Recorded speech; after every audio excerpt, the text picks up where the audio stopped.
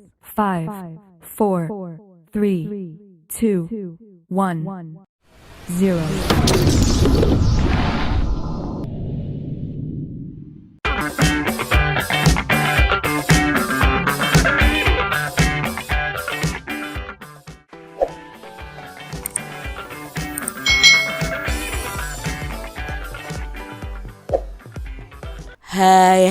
Hai, selamat datang di channel YouTube Kak Citra. Apa kabar adik-adik semuanya? Kak Citra berharap kalian dalam keadaan yang baik, sehat, dan siap untuk belajar ya. Hari ini kita akan belajar bersama-sama masih di tema 9 menjelajah angkasa luar, subtema 2 benda angkasa luar dan rahasianya, pembelajaran yang kelima. Mari adik-adik kita belajar dengan penuh semangat ya. Adik-adik, pernahkah adik-adik mendengar sebuah lagu berikut ini? Kalian bisa menyanyikan bersama-sama. Judul lagunya itu Bulan Purnama adik-adik. Liriknya bulan-bulan purnama di angkasa biru, bulan terang cuaca, katakan padaku. Apakah yang kau lihat selalu dari tempatmu yang tinggi? Katakanlah padaku, aku ingin mengerti. Ini lagu tentang bulan purnama. Jadi adik-adik bisa cari ya video tentang lagu tersebut ya. Kebetulan Kak Citra tidak punya lagu atau video tentang lagu tersebut.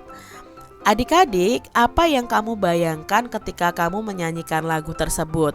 Ya otomatis yang kita bayangkan adalah bulan ya adik-adik ya. Apakah yang hendak disampaikan melalui lagu itu tentang bulan? Nah di situ dikatakan bahwa bulan apa sih yang kamu lihat dari tempat ketinggianmu? Isinya tentang seperti itu.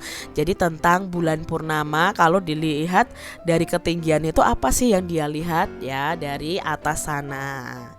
Nah adik-adik, bulan merupakan salah satu benda langit yang dengan mudah dapat disaksikan dari bumi tempat kita tinggal. Nah perhatikan gambar bulan pada layar ini adik-adik ya. Lalu diskusikan nih bersama teman sebangkumu tentang apa saja yang ingin kamu ketahui tentang bulan. Nah kalian tuliskan dulu nih di sebuah kertas dan tempelkan di buku tulis kalian atau di papan tulis nih ya, apa sih yang ingin kalian ketahui tentang bulan. Nah sekarang kita akan membahas bulannya bersama-sama loh. Nah pernahkah kalian menyadari bahwa pada saat tertentu kamu tidak dapat menyaksikan bulan itu bersinar, padahal langit malam sedang cerah. Terkadang kamu perhatikan bahwa bentuk bulan itu juga berganti-ganti. Apakah ya yang sebenarnya terjadi? Nah mari kita baca bacaan berikut ini dengan seksama. Bulan yang setia kepada bumi. Nah bulan itu adalah salah satu benda langit yang mungkin paling sering terlihat di bumi selain matahari. Bulan adalah satelit bumi karena bulan ini berputar mengelilingi bumi. Nah bulan melakukan rotasi terhadap bumi. Selain itu bulan juga berotasi pada porosnya sendiri selama kurang lebih 28 hari. Hampir sama dengan waktu bumi berotasi nih adik-adik ya. Nah bulan adalah satu-satunya satelit bumi. Bulan akan terus mengitari bumi. Jarak bulan yang cukup dekat dengan bumi itu membuatnya terlihat besar bila dilihat dari bumi. Nah bulan itu berjarak sekitar 384.000 km dari bumi adik-adik. Suhu di permukaan bulan pada siang hari itu 100 derajat Celcius. Sangat amat panas ya. Ini sangat panas kalau di bumi itu kan 34 derajat Celcius saja kita sudah kepanasan ya adik-adik ya. Dan negatif 170 derajat Celcius pada malam hari. Jadi pada malam hari sangat dingin adik-adik. Siang dan malam itu berlangsung kira-kira 2 minggu kalau di bulan ini ya. Dengan menggunakan teleskop, bulan itu dapat diamati dengan cukup jelas dari bumi. Permukaan bulan itu dipenuhi dengan kawah-kawah hasil tabrakan bulan dengan meteor-meteor adik-adik. Jika dilihat dari bumi, ada beberapa bagian bulan yang tampak gelap dan ada beberapa bagian bulan yang tampak terang adik-adik. Bagian gelap ini merupakan dataran rendah, sedangkan bagian yang terang itu merupakan pegunungan adik-adik. Meskipun terletak dekat dengan bumi dan selalu mengitari bumi, kenampakan bulan itu sangat berbeda dengan bumi. Bulan itu tidak memiliki air atau atmosfer. Nah, manusia itu tidak bisa bernafas di bulan adik-adik. Pada beberapa bagian dekat kutub akan ditemukan kemungkinan adanya es di kawah-kawah yang ada. Dataran rendah yang luas di bumi itu disebut dengan laut adik-adik, meskipun tidak mengandung air seperti di bumi. Dataran rendah itu juga merupakan dampak dari tabrakan dengan meteorit yang terselimut lava gunung berapi. Nah, pada zaman dahulu bulan itu juga memiliki gunung-gunung berapi. Gunung tertinggi di bulan itu tingginya adalah 8.200 meter. Bulan itu berlubang-lubang karena memiliki kawah-kawah dengan beragam ukuran. Kawah terbesar di bulan itu memiliki luas 200 km. Wah, luas sekali adik-adik ini. Nah, di sumbernya dari Antariksapedia tahun 2015 Aguilar David A. Itu tadi adik-adik ya informasi mengenai bulan. Wah, kelihatannya kalau kita lihat ya bulan itu cantik, indah begitu ya. Ternyata kalau dilihat dari teleskop, bulan itu tidak rata, memiliki dataran rendah dan memiliki dataran tinggi, memiliki kawah-kawah yang merupakan hasil benturan dengan meteorit. Adik-adik, nah kalian sudah mengetahui nih lebih banyak tentang benda langit yang paling tidak asing bagi kita.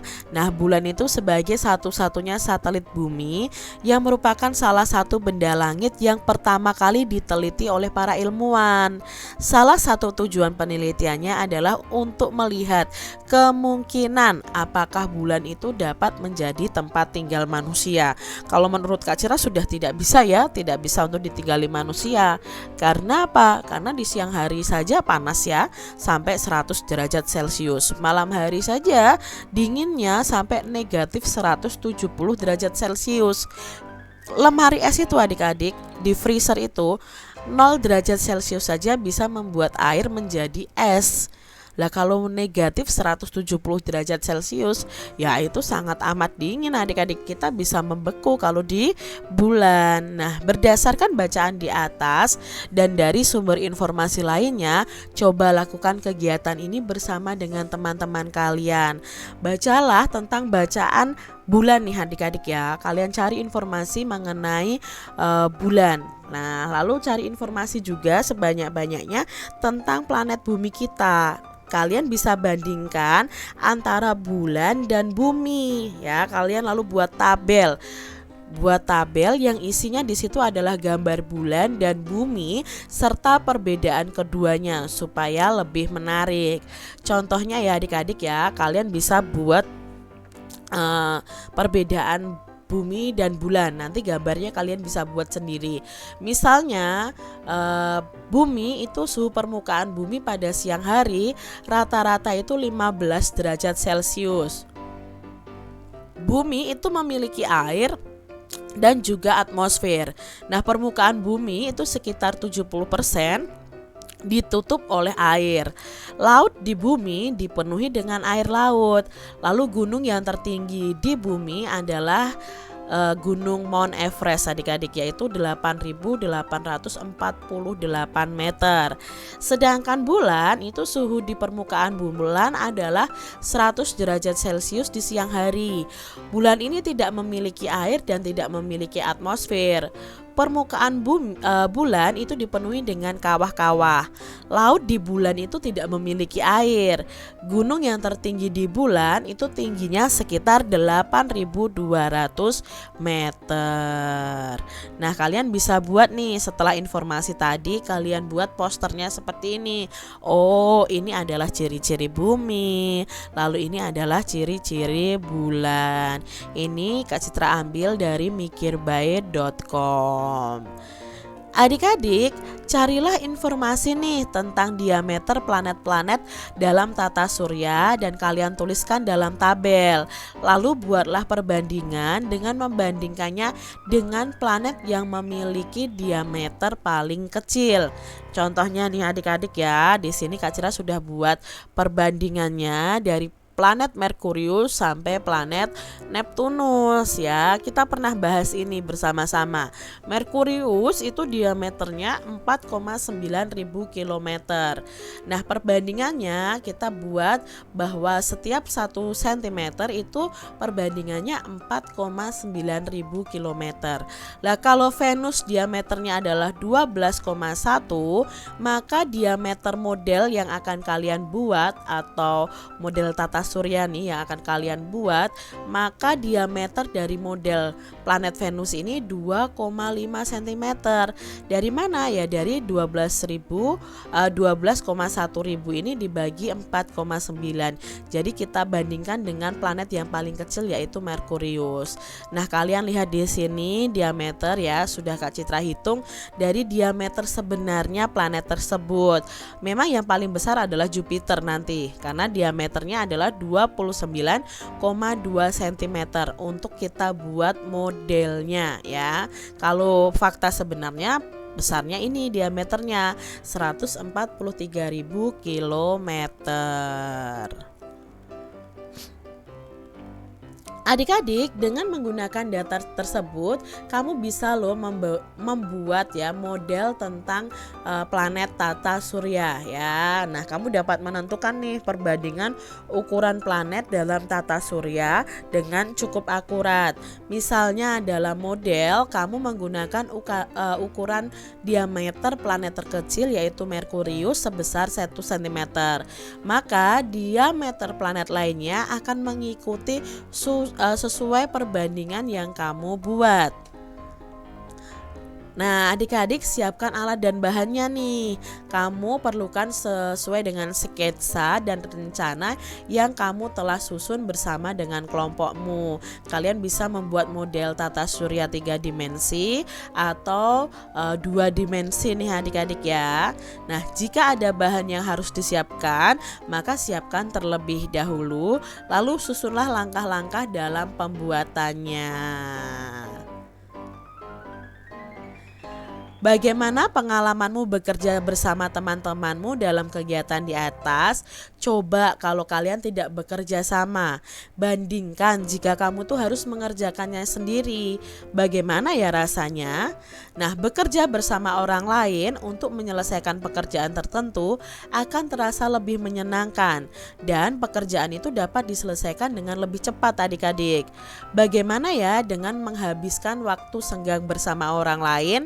Manakah yang lebih kamu sukai? Menghabiskan waktu senggang sendiri dengan gawai atau HP, atau menghabiskan waktu bersama keluarga dan teman-teman? Nah, adik-adik, kalau Kak Citra ya pilih menghabiskan waktu bersama teman-teman dan keluarga.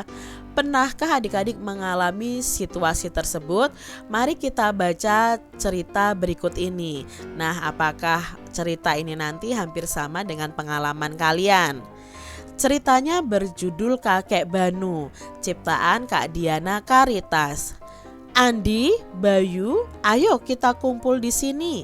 Seru Kakek Banu mengajak Andi dan Bayu yang sedang asyik bermain gawe mereka di ruang tengah. Gawe itu handphone ya adik-adik atau ponsel. Andi dan Bayu adalah kakak adik yang sedang berlibur di rumah kakek neneknya bersama dengan ayah dan ibunya. Ada apa, Kek? Mau apa di situ? Tanya Andi yang lebih tua kepada kakeknya tanpa mengalihkan pandangan dari layar gawainya. Cepatlah ke teras. kakek ingin menunjukkan sesuatu kepadamu. Di sini sudah ada Ari dan Ika nih, seru kakek dari teras rumahnya yang luas. Andi, Bayu dipanggil kakek, kata ibu mengingatkan setelah dilihatnya kedua anak itu tidak juga menghiraukan panggilan kakeknya. Kalian sudah janji untuk menemani kakek kan kali ini? Mengapa kalian sibuk sendiri dengan gawe itu dibanding menemani kakek? Kakek sudah lama tidak bertemu kalian loh, kata ibu mengingatkan. Kedua kakak beradik ini akhirnya meletakkan gawenya dan berjalan menemui kakeknya di teras. Nah gitu dong, masa gawe lebih menarik daripada bulan purnama di atas sana? Sudah 3 kali bulan purnama, Ari dan Ika itu selalu bermain di sini untuk mendengar cerita kakek loh, jelas kakek Banu. Ari dan Ika juga biasanya bermain gawe seperti kalian, tapi sudah 3 kali mereka selalu datang ke sini meminta kakek bercerita pada saat bulan purnama. Jelas kakek lagi. Iya Andi, sejak kakek kami meninggal 4 bulan lalu, kami jadi sering bermain ke sini. Kakak Arya ini suka bercerita ketika bulan purnama tiba, biasanya di teras rumah kami. Nah sekarang kakek Banu bersedia bercerita juga untuk kami. Ari menjelaskan. Wah, akan seru pasti cerita kakek kalau banyak pendengarnya. Aku mau, seru Bayu gembira, lupa akan permainan gawenya. Bayu pun segera mengambil tempat di sebelah Ika. Kini keempat bocah itu pun duduk setengah lingkaran mengelilingi kakek yang duduk di kursi malasnya atau kursi goyang ya adik-adik ya. Kakek Banu mulai bercerita dengan bersemangat. Terkadang terdengar suaranya menirukan suara-suara binatang, petir, angin, kendaraan bermotor dan berganti-gantian. Lalu terdengar suara anak tertawa terbahak-bahak. Lalu mereka menjerit ketakutan. Wah, kelihatannya seru sekali ya adik-adik ya ceritanya. Andi dan Bayu pun lupa dengan permainan gawenya. Sepertinya mereka itu menikmati sekali cerita kakek Banu. Beberapa kali mereka merengek meminta kakek bercerita kembali. Ibu pun harus datang meminta anak-anak itu menunggu hingga esok untuk membiarkan kakek Banu beristirahat. Ternyata seru sekali mendengar cerita kakek ya kak. Lebih seru daripada permainan di gawe kakak itu, kata Bayu kepada kakaknya. Pastilah, kakek kan jago bercerita. Lalu ada Ari dan Ika. Lalu di saat bulan purnama, sempurna, kata Andi senang. Ibu pun tersenyum dan meminta mereka segera tidur. Itu tadi ya cerita tentang kakek Banu. Adik-adik, kita akan membagi cerita tersebut menjadi 3 bagian, yaitu bagian awal, tengah, dan bagian akhir. Nah, kita akan membuat gambar berseri yang menggambarkan cerita tersebut. Untuk bagian pertama, kita akan menuliskan judul dan pengarangnya beserta gambar yang menjelaskan judul tersebut. Nah, pada bagian kedua hingga keempat, kita gambar isi ceritanya, bagian awal, tengah, dan akhir cerita. Nah, tuliskan paling sedikit 1 kalimat untuk menjelaskan gambarmu. Ini contoh dari Kak Citra nih adik-adik ya. Judulnya kan Kakek Banu, pengarangnya Diana Karitas. Bagian awalnya ada 2 orang anak bermain handphone sendiri, yaitu Andi dan Bayu. Nah, bagian tengahnya anak-anak sedang asik mendengarkan cerita kakek Banu. Dan di bagian akhirnya anak-anak gembira setelah mendengar cerita kakek Banu. Lihatlah kembali adik-adik cerita kalian, gambar imajinasi kalian ya, lalu tuliskan hasil imajinasi kalian menggunakan kata-kata kalian sendiri. Jadi kalian ceritakan menggunakan kata-kata kalian sendiri. Misalnya nih, secara ringkas Kak Citra buat ceritanya seperti ini. Jadi Andi, Bayu pun lupa dengan permainan gawenya karena kakeknya terus bersemangat membuat cerita untuk para cucunya. Sebenarnya ibu sudah menyuruh anak-anak untuk beristirahat, Tetapi anak-anak tidak mau dan kakek Banu pun menyuruh ibu untuk membiarkan anak-anak tersebut. Kakek mengajak anak-anak pindah ke ruang keluarga sambil tetap meneruskan cerita. Anak-anak sambil tiduran di lantai yang sudah dilapisi karpet yang terus bersemangat mendengarkan cerita tersebut. Akhirnya anak-anak itu tertidur di ruang keluarga. Kakek Banu pun tersenyum bahagia. Jadi ini adalah contoh ringkasan cerita berdasarkan imajinasi kita ya. Karena kita diharapkan bisa menghayal ya, jika ada cerita seperti itu bagaimana kita mengimajinasikannya. Adik-adik, pada zaman dahulu banyak kegiatan masyarakat itu tradisional yang dilakukan di malam hari ya, ketika bulan purnama, termasuk kegiatan bercerita dan mendongeng. Mereka akan berkumpul di suatu tempat yang lapang dan melakukan berbagai kegiatan. Anak-anak itu kadang bermain permainan anak-anak dengan gembira di bawah bulan purnama. Sementara orang tuanya akan berkumpul di sekitarnya untuk mengawasi. Terkadang juga ada acara-acara tertentu ditampilkan tari-tari daerah di bawah bulan purnama. Nah adik-adik, saat ini tari daerah itu telah banyak dimodifikasi menjadi tari kreasi daerah. Sebelumnya adik-adik telah belajar nih ya perbedaan antara tari daerah dan tari kreasi daerah Nusantara. Nah, mari kita pelajari lebih lanjut tentang perbedaan antara tari kreasi daerah yang ada di Indonesia. Tari kreasi daerah di Indonesia yang beraneka ragam adik-adik. Coba adik-adik ya, amati gambar berikut ini. Tari kreasi yang dikembangkan oleh para seniman daerah merupakan tari kreasi daerah. Namun demikian, tari kreasi tersebut masih mengacu pada tari daerah yang ada sebelumnya. Oleh karena itu adik-adik, dalam beberapa hal terdapat persamaan yang nyata antara tari daerah dan tari kreasi daerah. Pertama, kedua jenis tari kreasi itu memiliki fungsi yang kurang lebih sama dalam tata masyarakat di mana tarian itu berasal. Kedua, jenis tari kreasi ini memiliki gerakan yang sama karena tari kreasi daerah itu mengacu kepada tari daerah yang sudah ada sebelumnya. Semua gerakan kedua jenis tari kreasi itu bertumpu pada gerakan tangan, kaki, dan badan. Ketiga, kedua jenis tari ini diiringi oleh alat musik dan nyanyian sebagai pengiringnya. Namun secara khusus tari kreasi dari berbagai daerah memiliki perbedaan-perbedaan yang dapat diamati dengan jelas. Masing-masing jenis tari memiliki keunikan gerakan yang berbeda satu dengan lainnya. Keunikan ini yang dicoba untuk terus dipertahankan dan dikembangkan sehingga menjadi ciri khusus yang mudah dikenali masyarakat. Nah, beberapa jenis alat musik yang digunakan pun memiliki keunikan yang berbeda-beda sehingga akan menimbulkan suara juga menjadi keunikan dari tarian tersebut. Nah, berikut ini adalah contohnya ya, tentu saja busana yang dikenakan itu merupakan keunikan yang paling jelas untuk dilihat.